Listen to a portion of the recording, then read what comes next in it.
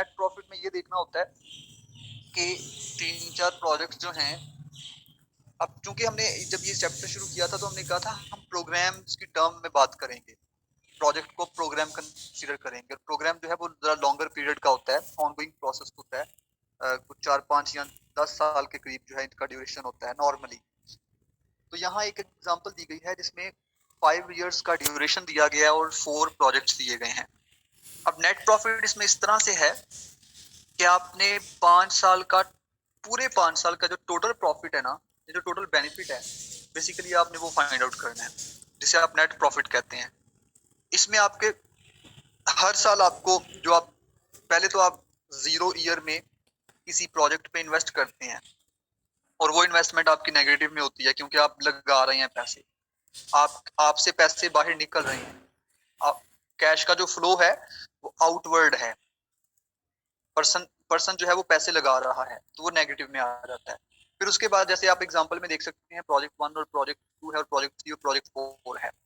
अब प्रोजेक्ट 1 में पहला, दूसरा, तीसरा, चौथा, पांचवा, इन 5 सालों में स्टेप बाय स्टेप कुछ बेनिफिट्स मिले, जैसे 10,000, 10,000, 10,000, 20,000 और 1 लाख।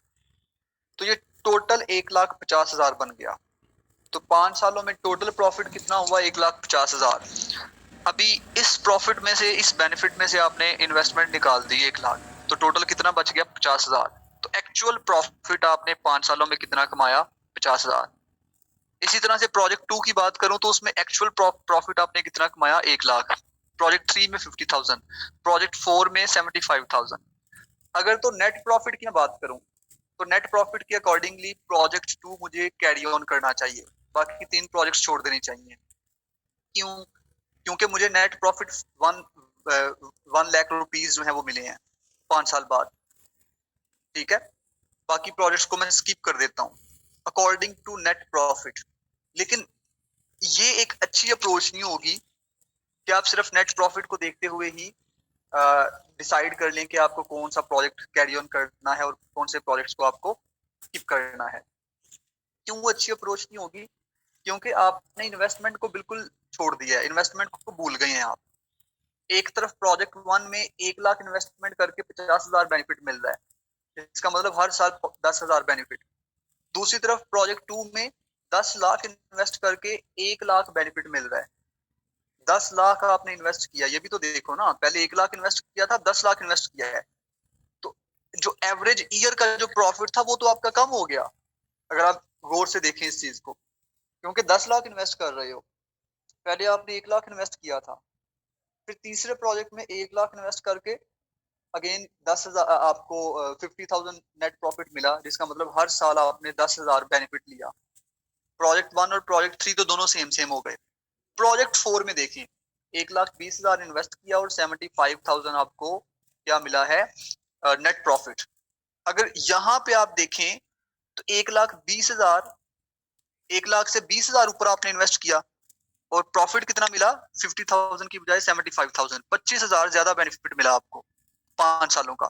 ठीक है, तो अगर आप यहाँ पे देखें तो आपकी यहाँ पे आपकी जो एवरेज प्रॉफिट है हर साल का वो 15,000 बन रहा है, हर साल का 15,000, जो कि प्रोजेक्ट 2 से कम है। प्रोजेक्ट 2 में हर साल का 20,000 था, लेकिन प्रोजेक्ट 2 में आपकी इन्वेस्टमेंट भी तो 10 लाख थी। अब आपकी इन्वेस्टमेंट कितनी है? 1,25,000। ठीक है ना, 1,20,000, 1,20,000। अगर आप 1,20,000 को 5 पे डिवाइड कर दें, दूसरी तरफ 10 लाख को 5 पे डिवाइड करें, तो आपको खुद ही आइडिया हो जाएगा कि नेट प्रॉफिट का अगर आप रूल देखो तो उसमें तो प्रोजेक्ट प्रोजेक्ट 2 सिलेक्टेड है, लेकिन नेट प्रॉफिट के रूल का ड्रॉबैक क्या है कि इसने सिर्फ और सिर्फ नेट प्रॉफिट को देखना होता है। इसने ये नहीं देखना कि आपने इन्वेस्ट कितना किया था और आपकी एवरेज ईयर बाय प्रॉफिट कितनी है। तो अगर यहाँ पे चारों प्रोजेक्ट में से कोई प्रोजेक्ट सेलेक्ट करना हो तो प्रोजेक्ट 4 जो है वो हमें सेलेक्ट करना चाहिए, क्योंकि इसकी ईयर बाय ईयर जो प्रॉफिट है वो हमारी ज्यादा है। कम इन्वेस्टमेंट से हम ज्यादा प्रॉफिट जो है वो ले रहे हैं, बाकियों में हमें इन्वेस्टमेंट ज्यादा करनी पड़ रही थी ज्यादा प्रॉफिट लेने। एक ये आपके पास कॉस्ट बेनिफिट की इवेल्युएशन की टेक्निक है। नेक्स्ट आपके पास टेक्निक है पे बैक पीरियड। पे बैक पीरियड कहते हैं वो ड्यूरेशन जिसमें आपको इन्वेस्टमेंट वापस मिलना शुरू हो जाती है। इन्वेस्टमेंट का जो जो पैसे लगाए होते हैं ना वो वापस मिलने शुरू हो जाते हैं। ठीक है, अब 1 लाख अगर आपने इन्वेस्ट किया है, अगर तीसरे साल में मेरा 1 लाख जो इन्वेस्ट मैंने किया था वो पूरा हो जाता है, तो इसका मतलब मेरे प्रोजेक्ट का जो पे बैक पीरियड है वो कितना है, 3 इयर्स। अगर किसी दूसरे प्रोजेक्ट का पे बैक पीरियड 2 इयर्स होगा, तो मैं क्या करूंगा, इन दोनों में से किसको सिलेक्ट करूंगा, 2 इयर्स वाले पे बैक पीरियड वाले प्रोजेक्ट को। क्योंकि पे बैक पीरियड की जो टेक्निक है, जो कॉस्ट बेनिफिट एवेल्यूशन टेक्निक है, ये हमें कहती है कि आपने क्या करना है, आपने उस प्रोजेक्ट की सिलेक्शन करनी है जिसका पे बैक पीरियड कम होगा। ठीक है, जिसका एक टर्म यूज होती है इन्वेस्टमेंट के अंदर, जब भी आप कारोबार करते हैं उसमें एक टर्म यूज होती है ब्रेक इवन। ब्रेक इवन का मतलब होता है कि जो पैसा आपने लगाया है वो पैसा रिकवर कब तक हो गया है।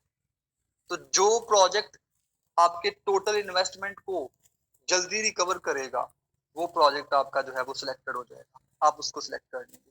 तो पे बैक पीरियड की जो टेक्निक है, जो कॉस्ट बेनिफिट एवेल्यूएशन टेक्निक है, ये आपको इस तरह से गाइड करती है। फिर नेक्स्ट आप आ जाते हैं रिटर्न ऑन इन्वेस्टमेंट। इन्वेस्टमेंट के ऊपर रिटर्न क्या आ रहा है। ठीक है, एक फॉर्मूला इसका दिया हुआ है प्री डिफाइंड, आपने वो फॉर्मूला यूज करना है। उस फॉर्मूला में क्या है, आपको जो हमने पहली टेक्निक में पढ़ा था, ये जो हमने टेबल देखा था, इस टेबल में आप देख सकते हैं नेट प्रॉफिट दिया हुआ था। हमने इस नेट प्रॉफिट को 5 पे डिवाइड किया तो हमें एवरेज ईयर का प्रॉफिट मिल गया। तो रिटर्न ऑन इन्वेस्टमेंट में क्या करना है, आपने आपने एवरेज एनुअल प्रॉफिट को डिवाइड करना है टोटल इन्वेस्टमेंट पे और मल्टीप्लाई कर देना है 100। जैसे सपोज प्रोजेक्ट वन का एनुअल प्रॉफिट कितना था, एवरेज 10,000। 10,000 को टोटल इन्वेस्टमेंट कितनी थी, 1 लाख। तो 1 लाख पे डिवाइड किया और 100 पे मल्टीप्लाई कर दिया, तो क्या आया, 10%। तो हमारा जो इन्वेस्टमेंट के ऊपर रिटर्न है वो कितना है, 10% रिटर्न है। जिस प्रोजेक्ट का रिटर्न ऑन इन्वेस्टमेंट ज्यादा होगा, हम उस प्रोजेक्ट की सिलेक्शन करेंगे। जिस भी प्रोजेक्ट का रिटर्न ऑन इन्वेस्टमेंट ज्यादा होगा, परसेंटेज ज्यादा होगी, हम उस प्रोजेक्ट को सिलेक्ट करेंगे। ये रिटर्न ऑन इन्वेस्टमेंट का रूल हमें कहता है। इसमें भी कुछ ड्रॉबैक्स हैं, इसमें भी कुछ खामियां हैं। वो खामियां क्या हैं, इसमें दो चीजें हैं। एक तो इसने टाइमिंग ऑफ कैश फ्लो को कंसीडर नहीं किया। टाइमिंग ऑफ कैश फ्लो, हमने सिर्फ ये देखा कि जिस जिस प्रोजेक्ट का रिटर्न ऑन इन्वेस्टमेंट परसेंटेज ज्यादा है, हमने उसको सिलेक्ट कर लिया। हमने ये नहीं देखा कि कैश फ्लो की टाइमिंग क्या थी, किस किस साल में ज्यादा पैसा लगाना पड़ रहा है और किस किस साल में कम पैसा लगाना पड़ रहा है। हमने ये इसमें बिल्कुल इग्नोर कर दिया। तो ये इसका एक ड्रॉबैक है। दूसरा ड्रॉबैक ये है कि समटाइम्स हम क्या करते हैं, हम रिटर्न ऑन इन्वेस्टमेंट की जो परसेंटेज है इसको मिक्सअप कर देते हैं इंटरेस्ट रेट के साथ। हम ये अज्यूम कर लेते हैं कि शायद ये जो रिटर्न ऑन इन्वेस्टमेंट की परसेंटेज है यही हमारा इंटरेस्ट रेट है, जो कि एक हमारा एक फॉल्ट है, और इस फॉल्ट से हम लोगों ने बेसिकली बचना होता है।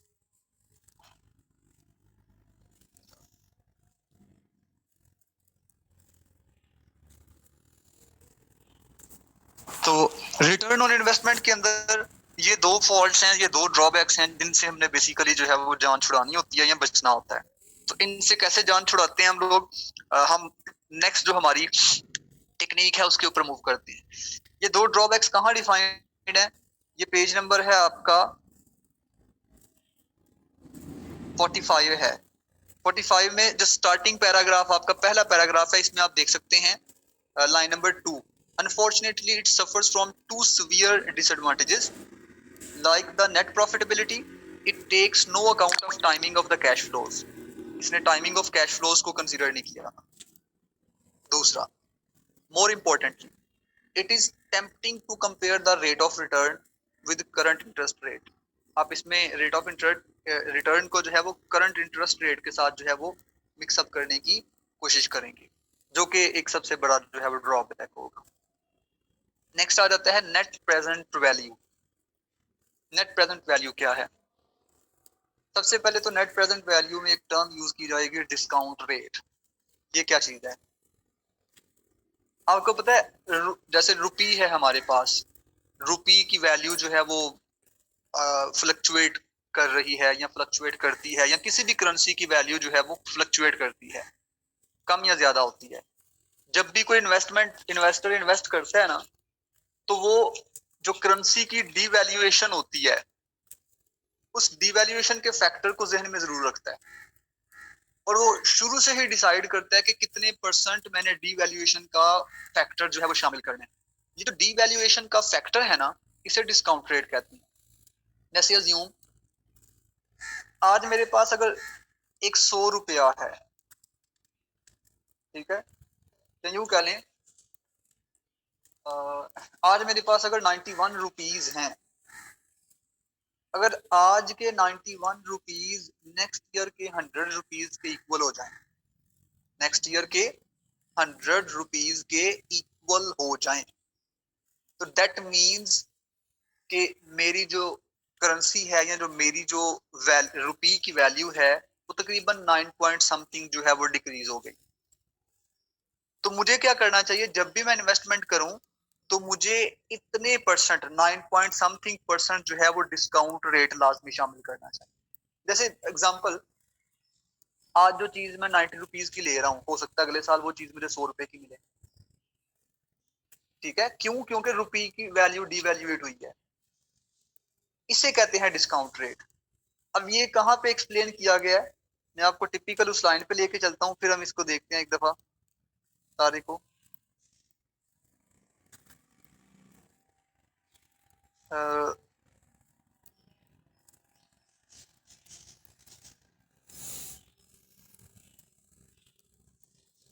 जी, पेज नंबर आपका बनता है 45, जो इस वक्त नजर आ रहा है आपको। इस पेज पे सेकंड पैराग्राफ जो है आपका, जिसमें नेट प्रेजेंट वैल्यू का जो पहला पैराग्राफ है, सॉरी, नेट प्रेजेंट वैल्यू का दूसरा पैराग्राफ, इस पेज का तीसरा पैराग्राफ है। तीसरे पैराग्राफ में आप देख सकते हैं last line, annual rate by which we discount future earnings, annual rate by which we discount future earnings is known as discount rate. कि हम जो मुस्तकबिल की जो अर्निंग्स हैं, जो कमाई है, हम उनको, उस कमाई को जितने परसेंट कम करते हैं ना, वो हमारा बेसिकली क्या है, डिस्काउंट रेट है। जैसे एग्जांपल देखें अब, जैसे पहले पैराग्राफ में देखें, calculation of net present value is a project evaluation technique that takes into account the profitability of project and timing of cash flow. यानी कि जो प्रॉब्लम्स रिटर्न ऑन इन्वेस्टमेंट में थी, यहाँ वो प्रॉब्लम्स कवर हो जाएंगी। It does so by discounting the future cash flow by percentage known as discount rate. कैसे ये दोनों कवर होंगी? फ्यूचर की जो कैश फ्लो होगी, हम उसको क्या करेंगे, डिस्काउंट कर देंगे। This is based on view that, अब वो बता रहा है कि इसका क्या मतलब है। Receiving 100 today is better than having to wait until next year to receive it. वो कहते हैं आज 100 रुपया लेना ज्यादा बेहतर है, बजाय इसके कि आप 2 साल वेट करो और 2 साल बाद 100 रुपया लो। 2 साल बाद 100 रुपया लोगे तो हो सकता है 2 साल बाद जो 100 रुपया लिया था आपने, आज के 80 रुपए के बराबर हो। तो आज 100 रुपया ले लो, ये ज्यादा बेहतर है। जैसे हम अक्सर कमेटी डालते हैं ना, तो कमेटी में क्या होता है, हम पैसे देते जाते हैं। सपोज 3 साल की कमेटी है, हम हर साल हर महीने पैसे देते जा रहे हैं। अब इस वक्त जो मैं अमाउंट दे रहा हूँ, उसकी जो वैल्यू है वो 2 साल के बाद उतनी अमाउंट से ज्यादा है। इस वक्त मैं 5,000 दे रहा हूँ, तो ये 5,000 2 साल बाद हो सकता है 7,000 के इक्वल हो। तो नेक्स्ट 2 इयर्स में भी मुझे 5,000 ही देना पड़ रहा है। तो जब मुझे पैसे सारे मिलेंगे, हो सकता है 1 लाख रुपया मिलता है, आज के 80,000 के बराबर हो सकता है 2 साल बाद 1 लाख रुपया। तो इसका क्या मतलब है, ये जो हम अक्सर हम अर्निंग को सेव करने के लिए कमेटी तो डाल लेते हैं, लेकिन उसका बेनिफिट हमें कुछ भी नहीं होता। सिर्फ यही बेनिफिट होता है कि हमारे पैसे सेव हो जाते हैं, और इसके अलावा कोई बेनिफिट नहीं है। इससे ज्यादा बेहतर ये होता है कि आप कहीं इन्वेस्ट कर दें, किसी जगह इन्वेस्ट करेंगे, चांसेस होंगे कि आपको लॉस भी हो जाएगा, लेकिन अगर लॉस नहीं होगा तो प्रॉफिट अगर होता है, तो प्रॉफिट में आपको बेनिफिट ज्यादा मिल जाएगा। तो एक ये कॉन्सेप्ट है, वो कहता है आज 100 रुपया लेना ज्यादा बेहतर है, बजाय इसके 2 साल बाद 100 रुपया लो। क्यों? We could, for example, invest 100 in a bank today and have 100 plus interest in years time. we say that present value of 100 in years time is 91. ठीक है कि आज के 100 रुपए की हो सकता है अगले 2 सालों बाद जो है वो 91 के इक्वल हो जाए। आज जो मेरे पास 100 रुपया है ना, हो सकता है आज का 100 रुपया अगले 2 सालों बाद 91 रुपए के बराबर हो जाए। मतलब मेरी रुपये की वैल्यू डिवैल्यूएट हो गई। ये रिवर्स रिलेशन बता रहा है अभी फिलहाल आपको। मैंने कहा था कि अगर आज मैं 100 रुपया, अगर मेरे पास आज 100 रुपया है तो 2 साल बाद 120 रुपए के इक्वल है, तो इसका मतलब मेरे रुपये की वैल्यू जो है वो डिवैल्यूएट हो जाएगी, क्योंकि आज 100 रुपए में मैंने जो चीज ली है 2 साल बाद वही चीज मैंने 120 में ली है। ठीक है, वो अब यहाँ वो ये कह रहा है कि आज अगर आपके पास 100 रुपया है तो आज का 100 रुपया जो है वो अगले 2 सालों के बाद 91 के बराबर हो जाएगा। मतलब मेरे 100 रुपए की 9 रुपीज वैल्यू जो है वो कम होती गई है। फिर सेकंड पैराग्राफ में है the equivalence of 91 now and 100 in years time means we are discounting the future income by approximately 10%। अब वो बता रहा है आज का 91 रुपए अगले साल अगर 100 रुपए के इक्वल है तो इसका मतलब मैं 10% डिस्काउंट कर रहा हूँ, डिस्काउंट रेट शामिल कर रहा हूँ। That is we would need an extra 10% to make it worthwhile waiting for a year। तो हमें इसको इक्वल करने के लिए 1 साल बाद भी हमें क्या करना पड़ेगा, हमें इसमें 10% डिस्काउंट रेट जो है वो शामिल करना पड़ेगा। An alternative way of considering the equivalence of two is consider that if we receive 91 now and invested for a year at annual interest rate of 10%, it would 1 साल बाद 100 रुपए के बराबर मेरे हो जाएंगे। तो डिस्काउंट रेट मैंने शामिल किया हुआ है। फिर नेक्स्ट पैराग्राफ में देखें, similarly 100 received in 2 years time would have present value of approximately 83। 2 साल बाद अगर मैं 100 रुपया हासिल करता हूँ 2 साल बाद, तो इसका मतलब आज के 83 रुपए के बराबर होगा। 80 रुपीज कह सकते हैं आप, 80, 81, 82। आज का 83 रुपीज 2 साल बाद आपका 100 रुपीज के बराबर हो रहा है। The present value of any future cash flow, अब फॉर्मूला दिया हुआ है कि आपने कैसे basically present value find out करनी है। वैल्यू इन ईयर टाइम, ठीक है, ईयर टाइम में value divided by 1 plus R. R आपका डिस्काउंट रेट है और 1 प्लस आर का आपने क्या करना है, आपने बेसिकली 1 प्लस आर का पार लेनी है टी से। अगर आप इसको जूम करके देखें तो आपको आइडिया हो जाएगा 1 प्लस आर होल की power T. R discount rate है और टी आपका क्या है, नंबर ऑफ ईयर्स। जैसे 5 इयर्स का प्लान मैं कहता हूँ, 10 इयर्स का प्लान कहता हूँ, 15 इयर्स का प्लान कहता हूँ, तो टी का मतलब है कितने इयर्स का प्लान आप बना रहे हो। जैसे नीचे एक टेबल दिया गया है, इस टेबल को आप देख सकते हैं, इयर्स डिफाइन किए गए हैं। 25 इयर्स यहाँ पे 10, 15, 20 और 25 ये इयर्स दिए गए हैं। और साथ ही साथ नेक्स्ट कॉलम्स दिए गए हैं 5% discount rate, 6% discount rate, 8% discount rate, 10% discount rate. अगर आप किसी प्रोजेक्ट के ऊपर पहले साल में 5% डिस्काउंट रेट शामिल करते हो तो आपने उस 5% डिस्काउंट रेट की जगह 0.9524 ये शामिल कर देना है। 10%, 6% की जगह 0.9434, 8% की जगह 0.9259 ये शामिल कर देना है। अब इस टेबल का फायदा कहाँ होना है आपका, नीचे जो टेबल दिया हुआ है 3.4 में, यहाँ यूज होना है ये टेबल बेसिकली। हम इसको यहाँ यूज करेंगे। जैसे ये नेक्स्ट पैराग्राफ में देखें, assuming a 10% discount rate NPV for the project 1।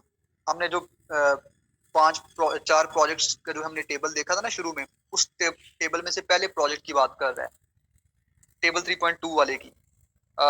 NPV for project 1 would be calculated as in table 4। यहाँ प्रोजेक्ट 1 की नेट प्रेजेंट वैल्यू कैलकुलेट करके दी गई है जो कि टोटल बनती है 618। Using 10% discount rate, 10% discount rate हमने शामिल किया है। अगर आपको टेबल बनाने के लिए कहा जाएगा तो आपको प्रोजेक्ट के 5 इयर्स का प्लान भी दिया जाएगा, डिस्काउंट रेट भी बता दिया जाएगा, फिर आप ये 3.4 वाला जो टेबल है इस तरह का टेबल बनाएंगे। जैसे आप क्या करते थे, आपकी टोटल इन्वेस्टमेंट क्या थी प्रोजेक्ट में, 1 लाख।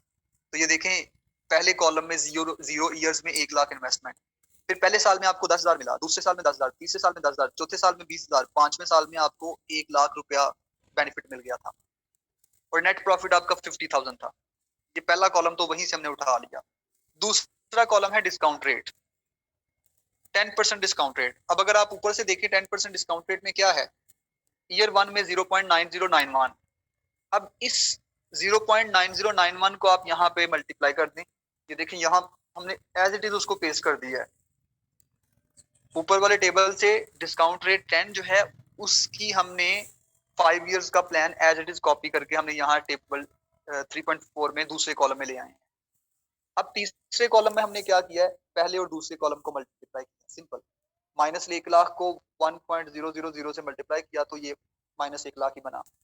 10,000 को 0.9091 से मल्टीप्लाई किया 9091 बन गया।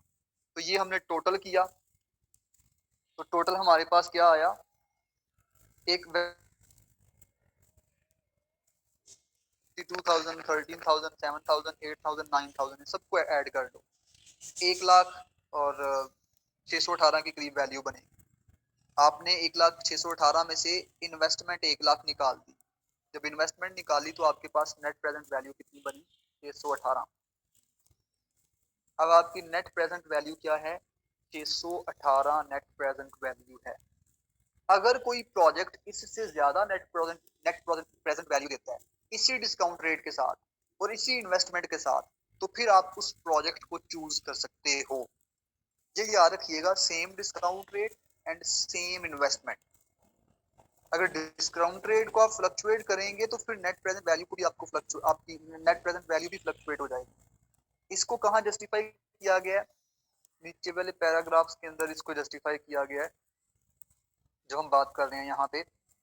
जैसे एक्सरसाइज 3.6 है, यहाँ उसने आपको तो एक एक्सरसाइज दी है, ये पेज नंबर है 47। It is interesting to note that net present value for the project 1 and 3 are significantly different. Net profit तो सेम था प्रोजेक्ट 1 और प्रोजेक्ट 3 का, लेकिन नेट प्रेजेंट वैल्यू दोनों की डिफरेंट है। Even though they both yield the same net profit, वो कहता है बेशक उनका प्रॉफिट सेम था नेट, लेकिन उनकी नेट प्रेजेंट वैल्यू डिफरेंट है। And both have same return on investment, return on investment भी सेम थी। The difference in net present value reflect the fact that with project 1 we must wait longer for the bulk of income। वो कहता है project 1 में आपको लंबा अरसा इंतजार करना पड़ेगा तो आपको एक हैवी अमाउंट मिल सके। जैसे देखो ना 5 साल बाद आपको मिला है 618 बस, तो इसका मतलब आपको कोई 30-40 साल इंतजार करना पड़ेगा ताकि आपको हजारों में फायदा मिल सके, हजारों में बेनिफिट्स मिल सके। अगर यही काम आप प्रोजेक्ट 3 के साथ भी अप्लाई करो तो माइट पॉसिबल प्रोजेक्ट 3 जो है वो आपको शुरू के सालों में ही ज्यादा नेट प्रेजेंट वैल्यू दे दे। तो मैंने पहले कहा था अगर डिस्काउंट रेट और इन्वेस्टमेंट सेम रखो और आपका नेट प्रेजेंट वैल्यू ज्यादा आ जाए, दैट मींस आपको उस प्रोजेक्ट की तरफ जाना चाहिए जिसका नेट प्रेजेंट वैल्यू ज्यादा है। फिर यहाँ देखें 47 वाले पेज में ही, the main difficulty with NPV for deciding between projects is selecting an appropriate discount rate। सबसे बड़ा यहाँ मुश्किल काम जो है ना नेट प्रेजेंट वैल्यू में, वो यही है कि डिस्काउंट रेट क्या होगा। ना आप ज्यादा डिस्काउंट रेट रख सकते हो ना कम रख सकते हो, बहुत ज्यादा भी नहीं रख सकते हो और बहुत कम भी नहीं रख सकते हो, ठीक है, मॉडरेट रखना पड़ता है आप लोगों को यहाँ पे। Some organizations have a standard rate, but where this is not the case, then discount rate should be chosen to reflect the available interest rates। वो कहते हैं जहाँ ऑर्गेनाइजेशंस ने डिफाइन नहीं ना किया होता, वहां फिर आप इंटरेस्ट रेट के लिए इंटरेस्ट रेट के तौर पे डिस्काउंट रेट को फिर चूज करते हो। Then discount rate should be chosen to reflect the available interest rate. बहरहाल इस पैराग्राफ को आप जो है एक दफा देख लीजिएगा। और इसके अलावा ये जो नेक्स्ट पैराग्राफ है टेबल के ऊपर 3.5 के ऊपर, alternatively the discount rate can be thought of target rate of return। If for example we set a target rate of 15%, we would reject any project that didn't display a positive net present value using 15% discount rate। अगर आप किसी project के लिए 15% discount rate रखते हो और वो आपको पॉजिटिविटी शो नहीं करता तो आप उसको रिजेक्ट कर दो। 15% डिस्काउंट रेट रख के अगर आपको ज्यादा पैसा मिलता है तो फिर तो ठीक है, अगर ज्यादा रिटर्न नहीं मिलता, ज्यादा नेट प्रेजेंट वैल्यू नहीं मिलती तो फिर आप उसको रिजेक्ट करो। Any project that display positive NPV would be considered for selection. कोई भी प्रोजेक्ट जो पॉजिटिव एनपीवी शो करेगा उसको सिलेक्ट कर सकते हैं आप। Perhaps by using an additional set of criteria where candidate projects were competing for the resources. अब यहाँ पे 3 प्रोजेक्ट्स दिए गए हैं, ये आपके सामने है, और इन तीनों के प्रॉफिट्स दिए गए हैं। कहा यह गया है कि इनके ऊपर आप नेट प्रेजेंट वैल्यू को भी अप्लाई करो। अप्लाई करने के बाद डिसाइड करो कि आपको इन तीनों प्रोजेक्ट्स में से किस प्रोजेक्ट को कैरी ऑन करना चाहिए according to net present value. Net present value के अकॉर्डिंगली आपको किसको सेलेक्ट करना है। ठीक है, तो यहाँ तक कर लें, काफी है। नेक्स्ट क्लास में फिर इंटरनल रेट ऑफ रिटर्न की बात कर लें। इसमें आपको क्वेश्चन यूं भी दिया जा सकता है कि आपको एक प्रोजेक्ट दिया जाए, उसके 5 इयर्स के बेनिफिट्स दिए जाएं, इन्वेस्टमेंट दी जाए, डिस्काउंट रेट दे दी जाए और डिस्काउंट रेट का एक टेबल दे दिया जाए और कहा जाए कि अब आप इसकी net present value find out करो। तो आपने सिंपल मल्टीप्लिकेशन भी करनी है और कुछ भी नहीं करना, तो आपके पास कैलकुलेशन आ जाएगी। अगर 2 प्रोजेक्ट्स दिए जाते हैं तो फिर आपने दोनों में से कोई एक प्रोजेक्ट चूज करना है depending upon net present value. Net present value के ऊपर डिसाइड करते हुए आपने कोई एक प्रोजेक्ट जो है वो सेलेक्ट करना है। जी ठीक है जी, यहाँ तक। जी सर। चलें यहाँ तक।